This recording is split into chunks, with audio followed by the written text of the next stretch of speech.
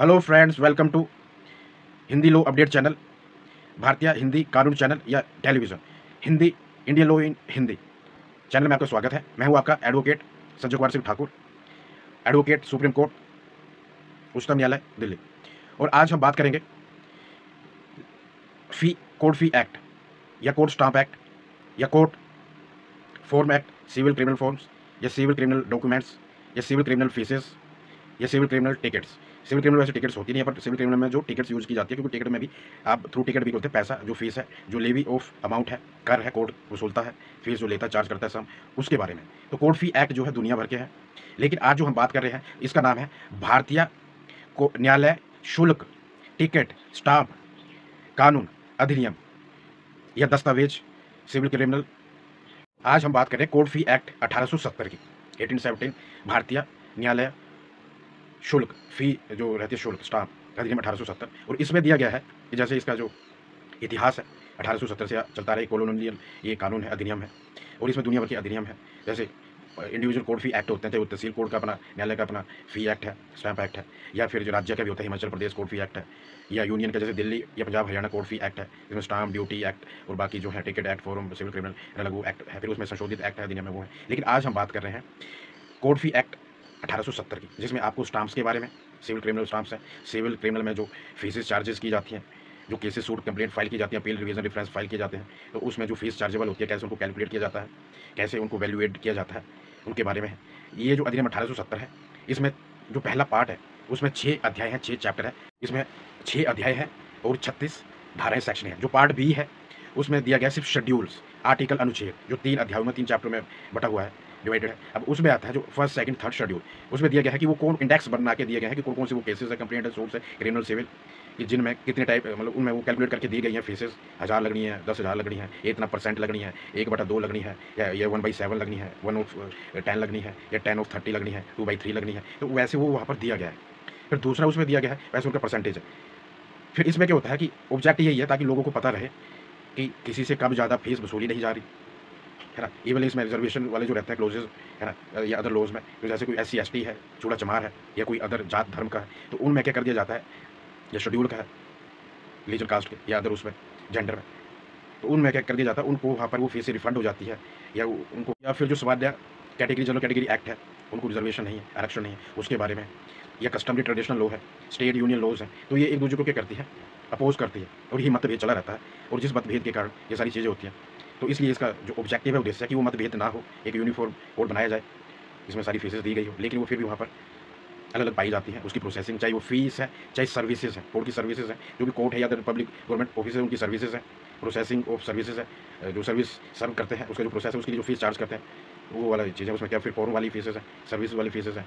Through ticket ली जाती है, या फिर चलान से ली जाती है, या फिर जो DD डिमांड ड्राफ्ट है उससे ली जाती है, UPI कैश से ली जाती है, आजकल बड़ी सारी चीज़ें, ये जो ट्रांजैक्शन रहता है उससे ली जाती है, तो उसके बारे में यहाँ पर दिया गया है। फिर यही, अब जो इसका इम्पोर्टेंस महत्व है, महत्व ये रखता है कि जो जितने भी नागरिक है, या इवन वकील, जजेस है, ऑफिसर्स हैं, बड़े आराम से उनको लग जाता है, इंडेक्सेस में दिया गया schedule. The main contented headings with sections, chapters of act, code fee act 1870, मुख्य मेन पृष्ठक धाराओं के साथ, अध्यायों के साथ, इंडियन कोड फी एक्ट 1870, 1870। अब बात करते हैं फर्स्ट चैप्टर, प्रथम अध्याय, show title, capacity, extent, application और डेफिनेशन, जो कि आता है धारा सेक्शन 1 से लेकर 3 तक, पहला चैप्टर, फर्स्ट अध्याय। इसमें दिया गया है पहला शो टाइटल, मतलब नाम, तो एक्ट का नाम है कोड फी एक्ट 1870, भारतीय शुल्क न्यायालय शुल्क अधिनियम 1870। दूसरा आता है इसमें एक्सटेंट, ये पूरे भारतवर्ष में लागू होगा, इसके जितने भी बंद है, उपबंध है, जितने भी सेक्शन है, चैप्टर है, पूरे भारतवर्ष में लागू होंगे, एक्सेप्ट दोज, वो वाले राज्य जो पार्ट बी 1956 पार्ट बी में इंक्लूडेड है, उनको छोड़कर, पार्ट बी में एडेड है, उनको छोड़कर। अब आता है कमेंसमेंट, लागू हो रहा और शुरुआत, तो लागू होता है ये पूरे भारतवर्ष में, और 1 अप्रैल से 1870 से पूरे भारतवर्ष में लागू हो चुका है। और यहाँ पर आता है धारा 2 में, एप्रोप्रिएट गवर्नमेंट, एप्रोप्रिएट गवर्नमेंट में आता है सेंट्रल गवर्नमेंट या राज्य सरकार के अंडर जितने भी अधिकारी है, या फिर चीफ कंट्रोलिंग ऑफिसर है, या फिर अदर ऑफिसर है, या सर्विंग ऑफिसर है, जो सर्विस में काम करते हैं, चाहे वो न्यायपालिका में है, जुडिशरी में, चाहे एग्जीक्यूशन में है, एग्जीक्यूटिव में, या फिर विधानपालिका में है, या कार्यपालिका में है, लेजिस्लेटरी, इन तीनों में जितने भी इन तीनों में ये जो अधिनियम 1870 इसमें फार्म दिए गए हैं, स्टाम्प फार्म हो गए, स्टाम्प दिए गए, और इसमें फीस के बारे में दिया गया है, टिकट्स के बारे में दिया गया है। तो कैसे वो उनको यूज़ करना है, कौन से फॉर्म में कैसे उनको लगाना है, और कौन कौन से डिपार्टमेंट में, तीनों डिपार्टमेंट में ये यूज़ होते हैं। और अदर डिपार्टमेंट एप्रोप्रिएट गवर्नमेंट से ये भी मतलब है कि अगर जो राज्य सरकार है या सेंट्रल गवर्नमेंट है, इवन राज्य सरकार भी है, स्टेट गवर्नमेंट, वो चाहे तो अपने लिए अलग से कोर्ट फी एक्ट है, या कोर्ट टिकट एक्ट है, या कोर्ट स्टाम्प एक्ट है, या court civil criminal form act है, या कोर्ट रूल रेगुलेशन, उससे रिलेटेड जितने रूल रेगुलेशन है, टर्म कंडीशन है, जैसे for example Himachal Pradesh court fee act, Himachal Pradesh civil criminal form act, या Himachal Pradesh stamp duty act, या दिल्ली हाई कोर्ट या स्टेट हाई कोर्ट्स है,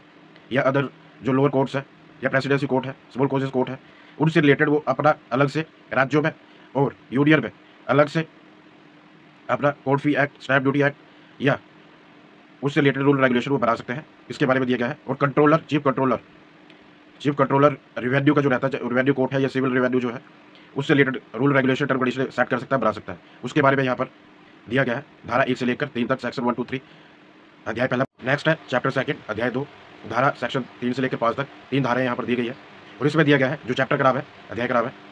faeces chargeable in high court and small presidency small causes court. मतलब जो शुल्क रहता है, न्यायालय शुल्क, हाई कोर्ट और दूसरे जो प्रेसिडेंशियल स्मॉल कोर्सेज कोर्ट है,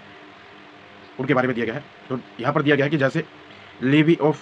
अबाउट है, या लीवी ऑफ फी है, या अबाउट ऑफ फी है। तो लीवी का मतलब होता है कोई कर या कोई टैक्स या कोई अबाउट ऑफ या सब ऑफ मनी या सब of rupees chargeable by court और अदर डिपार्टमेंट्स, जो कि मैंने 3 डिपार्टमेंट आपको बताए। तो इनमें दिया गया है कि जैसे लीवी ऑफ फीस या levy of about chargeable by या levy of court fee chargeable by high court and small presidency small causes court. तो इसमें दिया गया है कि जैसे जो क्लर्क रहता है या अदर ऑफिसर रहता है, शरीफ और अटॉर्नीज को छोड़कर, जो कि क्लोज नंबर, जो पहला क्लोज है हमारा 11वां क्लोज है शेड्यूल नंबर, और शेड्यूल नंबर सेकंड है जिसमें दिया गया है रूल नंबर या क्लोज नंबर 7वां 12वां 14वां और 20वां। उसमें जो डॉक्यूमेंट्स दिए गए हैं जिनमें फीसेस या लीवी ऑफ अबाउट या लीवी ऑफ फीस ये सब जो चार्जेबल करना है, लेना है, उसके बारे में दिया गया है, सिर्फ उसी में लागू होता है। उनमें शरीफ ये वाले डॉक्यूमेंट और जो फीसेस इसमें लगती है वो शरीफ और अटॉर्नीज को पेबल नहीं होती, उनको दी नहीं जाती है, सिर्फ क्लर्क और अदर ऑफिसर उनको कलेक्ट करते हैं। तो सिर्फ उनके बारे में यहाँ पर दिया गया है, चाहे वो हाई कोर्ट में है, चाहे वो स्मॉल कोर्सेज कोर्ट है, चाहे वो हमारे सब डिविजनल कोर्ट है या डिविजनल कोर्ट है, जितने भी हाई कोर्ट से नीचे कोर्ट आते हैं उनमें ये यूज़ होता है कोर्ट फी और उसमें स्टाफ और जो डॉक्यूमेंट्स लगते हैं। फिर नेक्स्ट आता है इसमें कि जैसे अबाउट ऑफ फीस जो चार्जेबल किया जाता है, जो पैसे कलेक्ट किए जाते हैं, जो या फिर टैक्स कलेक्ट किए जाते हैं डॉक्यूमेंट्स पर, जो हमारे दस्तावेज होते हैं हाई कोर्ट के द्वारा, उसमें जो शरीफ भी आते हैं, चाहे वो अटॉर्नी द्वारा कलेक्ट किया जा रहा है, चाहे शरीफ द्वारा कलेक्ट किया जा रहा है, उसमें दिया रहता है कि जैसे उसमें जो डिफरेंस आता है उनमें प्रॉब्लम आती है कि ऑफिसर जो रहते हैं कोर्ट के कि कितनी फीस ले रही है, कौन सी फीस ले रही है। डिफरेंस मतलब उनमें जो अपवाद आता है, या उनमें जो जैसे हमारा ये जो एक्ट है, अधिनियम है, इस अधिनियम के अंतर्गत जो फीसेज चार्जेबल रहती है डॉक्यूमेंट्स पर, या जो स्टाफ रहते हैं, स्टाफ डॉक्यूमेंट रहते हैं या अदर डॉक्यूमेंट रहते हैं, उनमें जो फीसेज चार्जेबल रहती है वो तो दिया गया है शेड्यूल नंबर 1 2 और 3 में, 3 शेड्यूल है इसमें जो आर्टिकल वाइज दिए गए हैं। लेकिन और उनमें वो डॉक्यूमेंट्स के बारे में दिया गया है। लेकिन जो क्योंकि ये हमारा राष्ट्रीय नेशनल भारतीय कोर्ट फी एक्ट है, स्टाफ या रूल रेगुलेशन टर्म कंडीशन या स्टाफ या फॉर्म एक्ट है, डॉक्यूमेंट एक्ट है। लेकिन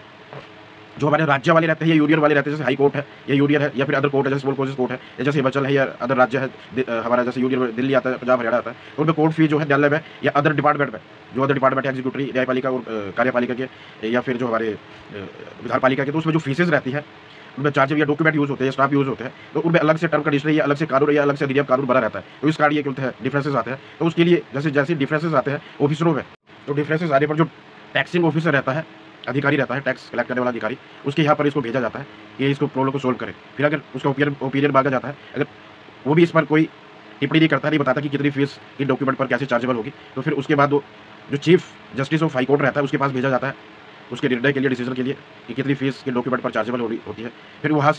पर भी कोई सोल्यूशन नहीं मिलता है, हल नहीं मिलता, तो फिर उसके बाद वहाँ से जो chief justice of high court है वो कुछ जो बेंचेस रहती है जजेस की, उसके रिगार्डिंग अपॉइंट करता है। फिर वो सारी जजेस उस पर अपना ओपिनियन बताते हैं, पूरा जो भी कानून है उसको रीड करके, फिर वहाँ भी कोई सोल्यूशन नहीं मिलता है, तो उसके बाद उसको भेजा जाता है जो हाई कोर्ट के या अदर कोर्ट के जो क्लर्क रहते हैं या अदर ऑफिसर रहते हैं, उनके यहाँ पर भेजा जाता है, उनका ओपिनियन मांगा जाता है। फिर वो भी डिसीजन नहीं दे पाते हैं, तो जो कोर्ट का कोई भी कोर्ट है उसका जो फर्स्ट कोर्ट है, जो भी कोर्ट रहता है उसका जो फर्स्ट जज रहता है उसके निर्णय के लिए भेजा जाता है। फिर वो उस पर निर्णय देता है और उससे रिलेटेड जो भी लॉ है उस पर, इसके बाद जो फर्स्ट जज है वो भी उस पर कोई सोल्यूशन नहीं दे पाता, हल नहीं दे पाता, तो उसके बाद क्या किया जाता है, जो chief justice of high court रहता है वो क्या करता है, अपॉइंट करता है और बताता है कि कौन सा ऑफिसर टैक्सिंग ऑफिसर रहेगा, जो कर वसूलने वाला ऑफिसर रहता है। लीवी ऑफ अबाव या लीवी ऑफ सब का मतलब है, लीवी का मतलब होता है टैक्स, जो टैक्स लगाया जाता है उसके ऊपर। फिर इसके बाद आता है कि जैसे कोर से जैसे हमारे जो हाई कोर्ट रहता है, उसमें जो डॉक्यूमेंट फाइल किए जाते हैं और उन डॉक्यूमेंट पर जो फीसेस लगाई जाती है या फिर डॉक्यूमेंट के अलावा जो अदर फीसेस लगती है, जो टिकट के रूप में या टिकट्स लगती है या स्टाफ लगते हैं, तो उनमें जो हाई कोर्ट रहता है या फिर हमारा जो अपीलेट कोर्ट्स रहते हैं, लोअर कोर्ट से ऊपर तक जाते हैं हाई कोर्ट तक, तो उनके बारे में टर्म कंडीशन कानून बताया गया है कि जैसे जो सिविल जुरिडिक्शन सिविल वाले कोर्ट है या क्रिमिनल वाले कोर्ट है, उसमें सिविल हमारी फीसेस लगती है या सिविल कोर्ट फी लगती है या हमारा जो क्रिमिनल कोर्ट फी लगती है, जो भी उसमें यूज़ होता है। जैसे हम कोई वकालतनामा फाइल करते हैं या फिर हम कोई अपील फाइल करते हैं सिविल क्रिमिनल कोर्ट में या स्मॉल कोर्सेज जो कोर्ट रहता है, डिस्ट्रिक्ट कोर्ट, तहसील कोर्ट, रेवेन्यू कोर्ट, जो भी उसमें फाइल करते हैं तो उसमें जो फीसेस लगती है उसके बारे में, क्योंकि इन फीसेस के बारे में 3 शेड्यूल है हमारे जो कोर्ट फी एक्ट है या स्टाफ एक्ट है 1837 में दिया गया है। इन तीनों शेड्यूल में कौन कौन से फॉर्म रहते हैं, कौन कौन सी फीसेस रहती है, कौन कौन से स्टाफ्स रहते हैं, डॉक्यूमेंट्स रहते हैं, तो उनके बारे में दिया गया है। तो इसमें दिया गया कि जैसे उसमें जो फीस बताई गई है सिर्फ उतनी फीस केवल वसूली जाएगी, ली जाएगी। लीवी का मतलब होता है वसूलना, कोई बलकार वसूलना या फीस वसूलना, ये लीवी का मतलब होता है जो कि यहाँ पर यूज़ होता है। तो सिर्फ उतनी फीस ली जाएगी, उतनी ही चार्जेबल होगी। या फिर जैसे हमारे जो रिवीजन के लिए या रिफरेंस के लिए किसी भी कोर्ट में बोलते हैं दिया जाता है, फार्म भरे जाते हैं, डॉक्यूमेंट भरे जाते हैं रिफरेंस के या अपील के या डायरेक्ट कोई केस सूट फाइल किया जाता है, तो उसमें जो या कोई कंप्लेंट की जाती है या ट्रायल बिठाया जाता है, तो उसमें जो भी फीस लगती है, जो भी फॉर्म लगते हैं वो इस शेड्यूल में दिया गया है। यहाँ पर सिर्फ इतना ही है इस चैप्टर सेकंड में। अब आता है अध्याय 3 चैप्टर 3 जिसमें दिया गया है faeces chargeable in other courts in other offices या गवर्नमेंट ऑफिसेज या पब्लिक ऑफिसेज, जो कि दिया गया इन 15 धाराओं में 6 से लेकर 19 धारा सेक्शन में। अब इसमें आता है जो कोर्ट फीस रहती है,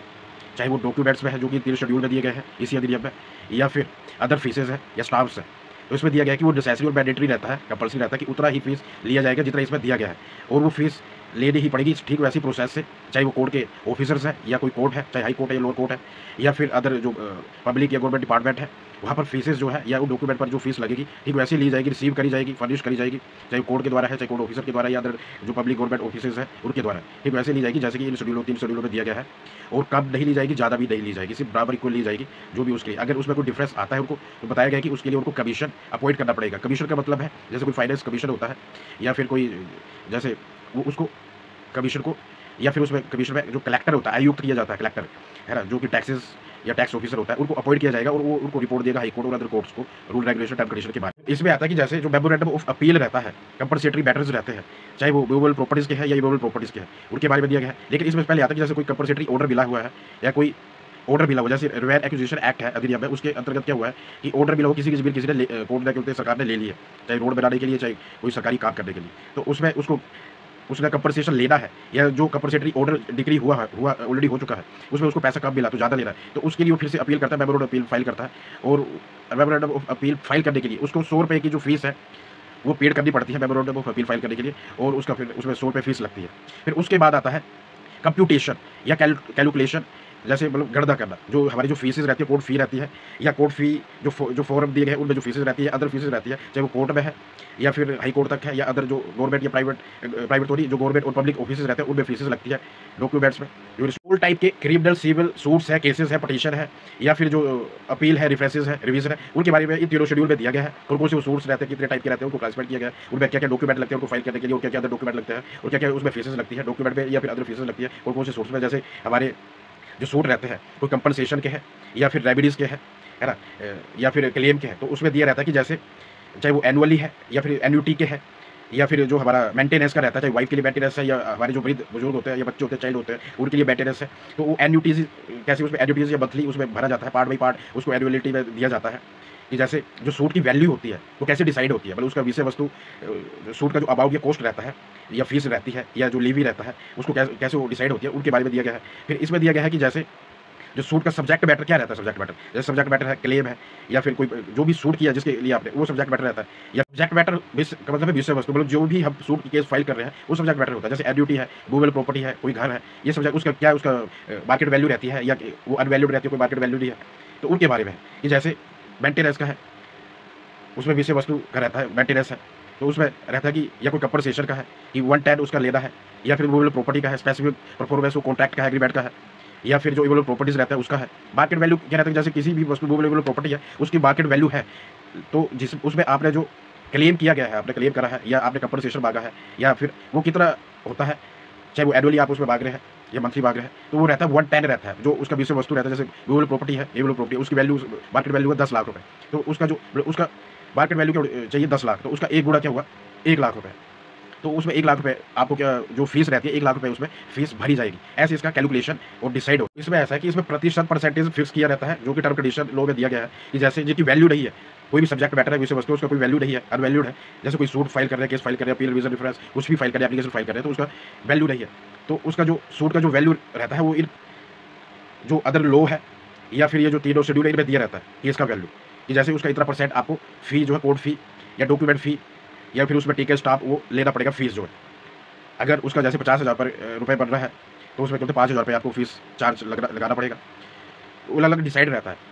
किसी में 110 रहता है, किसी में 15 रहता है, किसी में 130 रहता है, किसी में 210 रहता है, किसी में 25 रहता है, किसी में 32 रहता है। ऐसे ही सारा केस जो है परसेंटेज यहाँ पर प्रतिशत बनाया रहता है, कोई भी केसेस रहते हैं। और ये सारा डिसाइड होता है विषय वस्तु की वैल्यू के ऊपर। अगर वो विषय वस्तु अनवैल्यूड है तो मतलब वो केस जो है उस केस का जो है यहाँ पर दिया है, लेकिन उसका मार्केट में वैल्यू वैल्यूड है तो मार्केट में वैल्यू। ये क्वेश्चन प्रश्न उठे जाते हैं जैसे जो कोर्ट के ऑफिसर्स होते हैं या कोर्ट होता है, जज होता है, मजिस्ट्रेट होता है कि कहाँ पर कितनी फीस ली जाएगी। तो मैंने जैसे प्रीवियसली बता दिया है कि उसमें आयोग नियुक्त किया जाता है और उसमें कलेक्टर बैठाया जाता है, एक्स ऑफिसर बैठाया जाता है, अदर ऑफिसर बैठाया जाता है और वो फिर उसमें rule regulation term condition set करते हैं। अगर कानून में जो दिया गया डिफरेंसेस आते हैं अलग अलग अधिनियम जो दूसरी कानून है और इसमें जो दिया गया शेड्यूल है और उनके शेड्यूल में अलग अलग डिफरेंसेस आते हैं। कस्टमरी लॉ है या लोकल जो हमारी स्टेट जैसे हिमाचल प्रदेश हमारा एक्ट है और इस एक्ट में सेम केस को लेकर अलग अलग फीस का प्रोसीजर प्रोसेस या फीस के बारे में डॉक्यूमेंट के बारे में दिया गया प्रोसेस अलग अलग दी गई है। तो उसके लिए आयोग अपॉइंट किया जाता है क्योंकि इसमें अलग अलग अधिनियम आते हैं। फिर इसमें रहता है कि जैसे कि डिफरेंसेस तो हुआ लेकिन उसका वैल्यूएशन जो रहता है कैलकुलेशन तो मैंने बता दिया कि ऐसे कैलकुलेट किया जाता है, अपॉइंट किया जाता है और ऐसे कैलकुलेशन किया जाता है। अगर डिफरेंस आता है तो आयोग किया जाता है, कमीशन बिठाया जाता है, उसमें ऑफिसर बिठाया जाता है। फिर दूसरा आता है कि उसका वैल्यूएशन कैसे डिसाइड होता है कि जैसे कोई केस करता है और उसमें क्या होता है कि जैसे किसी ने प्लेट फाइल करा, लेकिन प्लेट फाइल करने के बाद उसमें ये डिफरेंस रहता है कि उसको रिफंड कर देना है, पैसा रिफंड कर दिया जाता है। अगर वो कोई भी जितने भी criminal civil petition suit file reference review revision किए जाते हैं और उसमें क्या होता है कि जैसे डिसीजन खासकर सिविल मामलों में अगर उसमें डिसीजन डिक्री ऑर्डर गलत दिया है किसी कोर्ट ने किसी जज ने, तो उसमें क्या होता है जो कलेक्टर रहता है, जो कंप्लेनेंट रहता है या पिटिशनर रहता है या दूसरे पक्षकार भी रहते हैं, डिफेंडेंट भी रहता है, तो उसमें क्या किया जाता है या अपीलेंट भी रहता है, रिफ्रेशर भी रहता है, रेफरेंस एप्लीकेशन या रिव्यू एप्लीकेशन फाइल करता है और उसमें क्या होता है कोर्ट ने डिसीजन डिग्री गलत दिया है तो जितना भी अबाउट रहता है केस का वो सारा कलेक्टर के थ्रू वहाँ से कोर्ट उसको एक सर्टिफिकेट देता है और वहाँ से वो सारा पैसा उसको रिटर्न करवा दिया जाता है कलेक्टर के थ्रू एक जो है क्या बोलते हैं वहाँ से सर्टिफिकेट देकर। और दूसरा होता है कि जैसे कई बार क्योंकि वो इसलिए हो जाता है क्योंकि मैंने बताया कस्टमरी दूसरे कानून उनमें अलग अलग बोलते हैं दिया रहता है कि जैसे जो स्टेट है या कोई हाई कोर्ट एक्ट है या फिर हमारा डिस्ट्रिक्ट एक्ट है उसमें अलग से बना हुआ स्टेट के लिए स्टेट अलग से बनाए वाले और ये वाला अलग इनमें फीस का डिफरेंस और अलग अलग प्रोसेसिंग का डिफरेंसेस आता है। तो उसमें judgement rule regulation term law में डिफरेंस आने के कारण डिसीजन डिग्री ऑर्डर गलत दे दिए जाते हैं या सही भी दे दिए जाते हैं और गलत दिए जाते हैं तो रिटर्न कर दिया जाता है और सही दिया जाता है और बाद में उसको पता लगता है। तो सारा क्यों यहाँ कंप्यूटेशन में जैसे एज बैंड के सूट रहते हैं या फिर एज बैंड के बाद जो इंजेक्शन के सूट रहते हैं तो उसमें जो राइट डिक्लेयर करवाना होता है या उसके सूट्स हैं उनके बारे में उसमें क्या होता है दिया गया है उसमें क्या फीस कैलकुलेट होगी। फिर दूसरा रहता है कि जो नेट प्रॉफिट होता है या फिर जो मार्केट वैल्यू होता है उसमें डिफरेंसेस आ जाते हैं। तो कोर्ट डिफरेंसेस का मतलब है कि कब ज़्यादा हो जाता है तो उसमें कोर्ट उसके लिए ऑर्डर करता है कि उसको रिफंड कर दिया जाए पार्टीज़ को अगर उसमें ज़्यादा ले लिया है या कम ले लिया है, जो कि नेट प्रॉफिट है जितने भी रेवेन्यू कोर्ट्स में होते हैं या कोई बिजनेस या ट्रेड वाले जो होते हैं उसमें या बेचने के होते हैं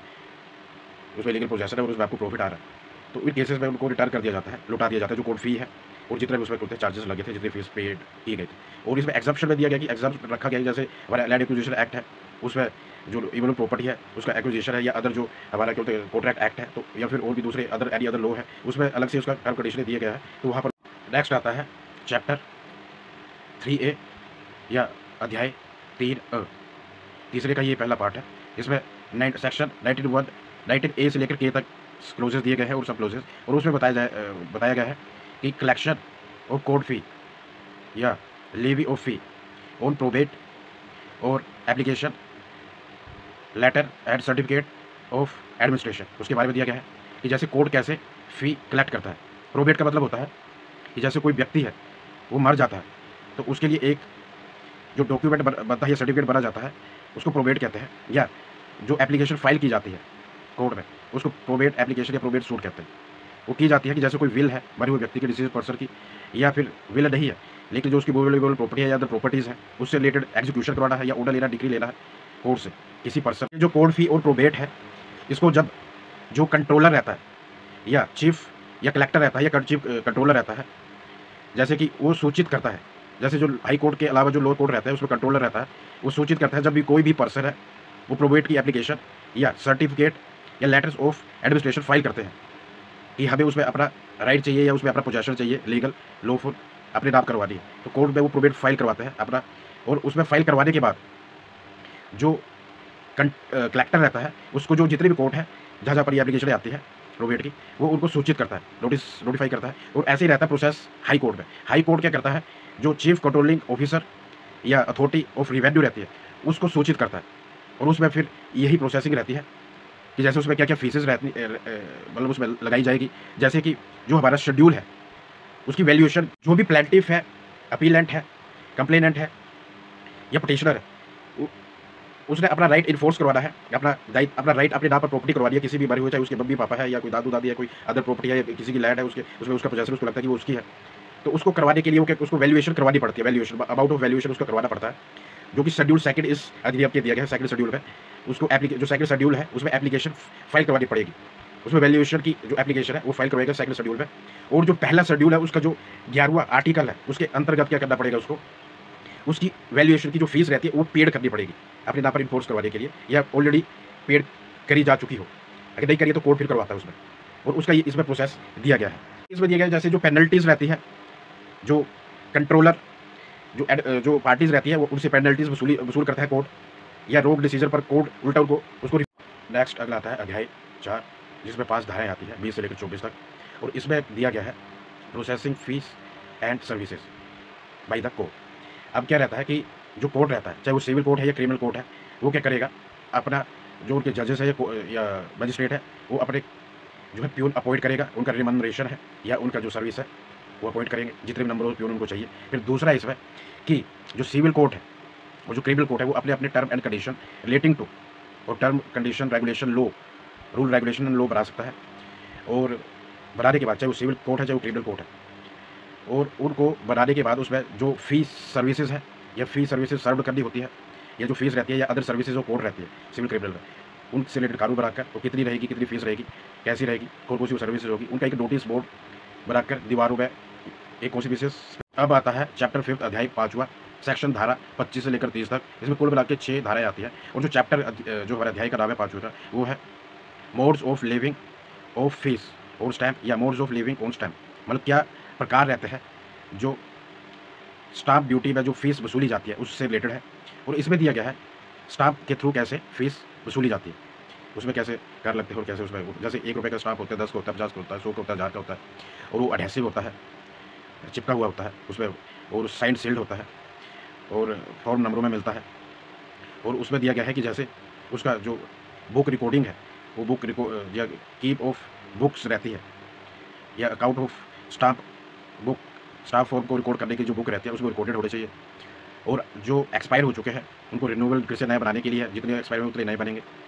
और सारे होता है कि जैसे कोर्ट में हम कोई भी डॉक्यूमेंट या कोई भी केस या सूट या फाइल करते हैं उसमें स्टाम्प लगाते हैं, या किसी अदर जो गवर्नमेंट ऑफिस होते हैं या पब्लिक डिपार्टमेंट होते हैं उनमें लगाते हैं। लेकिन उनमें क्या होता है कि जो स्टाम्प, इवन कोर्ट में स्टाम्प और दूसरे डिपार्टमेंटों में भी क्या हो जाता है कि वो रिजेक्ट हो जाता है। क्यों रिजेक्ट हो जाता है, जो उसका प्रोसेसिंग और सर्विंग करने का जो उसका प्रोसेस रहता है, जो प्रक्रिया रहती है स्टाम्प को सर्व करने की या उसको क्या बोलते हैं यूज़ करने की, या वो फट जाता है, कट जाता है, या फिर वहाँ पर 10 रुपये का स्टाम्प ड्यूटी यूज़ करना था उसमें 100 का लगा दिया और उसमें प्रोसेसिंग कुछ गलत कर दी, तो वो क्या हो जाते हैं, रिजेक्ट हो जाते हैं, कैंसिल हो जाते हैं। क्यों हो जाते हैं कि जैसे वो जल गया है, फट गया है या एक्सपायर हो गया है, तो वो क्या हो जाते हैं, कैंसिल हो जाते हैं। और जो कलेक्टर ऑफिसर रहते हैं या फिर जो कोर्ट रहता है फिर से नए स्टाफ के लिए क्या होते हैं भरवाते हैं, तो उसको चेंज करवाया जाता है कोर्ट में जब भी वो आता है, फिर से दोबारा से प्रोसेसिंग चलती है स्टाफ ड्यूटीज़ की, कि स्टाफ कैसे सर्व किए जाते हैं। 1 रुपये का स्टाफ है, 5 रुपये का स्टाफ। आता है चैप्टर 6 अध्याय 6 अतिरिक्त मिसलेनियस नाम है चैप्टर का, अध्याय का, और इसमें 6 धाराएं सेक्शन है 31 से लेकर 36 तक, जो कि लास्ट धारा है। और इसमें दिया गया है सेविंग दिया गया है, बचाव दिया गया है, या फिर जैसे रूल दिए गए स्टाम्प से रिलेटेड रूल दिए गए हैं कि जैसे कोई भी जो अप्रोप्रिएट गवर्नमेंट है वो अपॉइंट करती है, जो स्टेट की यूनियन की अपॉइंट करती है, कि जो ये नहीं भी करती, और वो क्या करते हैं सेल करते हैं स्टाम्प्स और दूसरे फॉर्म्स जो रहते हैं, लेकिन इलीगल तरीके से वो वर्क करते हैं, तो उनको 6 महीने की उनको सज़ा मिलती है और 100 रुपये का उनको जेल, 6 महीने की जेल और 100 रुपये का उनको पेनल्टी फाइन भरा जाता है, लगता है। धन्यवाद, यही तक था। और इसके बाद जिसको कोई भी प्रश्न है, चाहे वो फ़ी से रिलेटेड है, कोर्ट फ़ी से रिलेटेड है, या अदर डिपार्टमेंट फ़ी से रिलेटेड है, या फिर फॉर्म से रिलेटेड है, सिविल क्रिमिनल फॉर्म जिनको डॉक्यूमेंट्स कहते हैं, या स्टाम्प से रिलेटेड है, उसके रूल रेगुलेशन से रिलेटेड है, या कोर्ट फ़ी एंड स्टाम्प्स की जो सर्विसेज है उससे रिलेटेड है। अगला आता है पार्ट बी, जिसमें 3 चैप्टर्स हैं, 3 शेड्यूल है, अलग अलग उसमें आर्टिकल्स दिए गए हैं। आर्टिकल का मतलब है उसमें जितने भी सूट्स रहते हैं, क्रिमिनल, सिविल या कंप्लेंट्स रहती है, या अदर प्रोसेसिंग रहती है, चाहे वो कोर्ट है या फिर अदर डिपार्टमेंट है, पब्लिक है चाहे गवर्नमेंट है, तो उसमें किस किस प्रकार के जो स्टाम्प्स लगते हैं, फॉर्म लगते हैं, डॉक्यूमेंट्स लगते हैं, कैसे कितने टाइप्स की उसमें बोलते हैं, कितनी फीसेस लगती हैं, क्या उनका अमाउंट रहता है, क्या उनका वैल्यूएशन रहता है, कैलकुलेशन रहता है, कैसे वो सेट करी होती है इंडेक्स में, चार्ट में, उसके बारे में दिया गया है। शेड्यूल ए में, बी में, सी में कौन कौन से प्रकार के वो फॉर्म्स डॉक्यूमेंट्स हैं, और आर्टिकल वाइज, अनुच्छेद वाइज, और कौन कौन से वो फीसेस हैं, कौन कौन से केसेस में कौन कौन सी फीसेज रहती है, या कौन कौन सी प्रोसेसिंग में, प्रक्रियाओं में, चाहे वो कोर्ट की है, न्यायपालिका की है, कार्यपालिका की है जिसको हम एग्जीक्यूशन कहते हैं, एग्जीक्यूटिव, या फिर हमारा विधान पालिका की है, लेजिस्लेटरी की है। तो धन्यवाद, यही तक था। और जिसको भी है शेयर करें, कमेंट करें, लाइक करें, और फ्री में हिंदी चैनल देखें इंग्लिश वाले।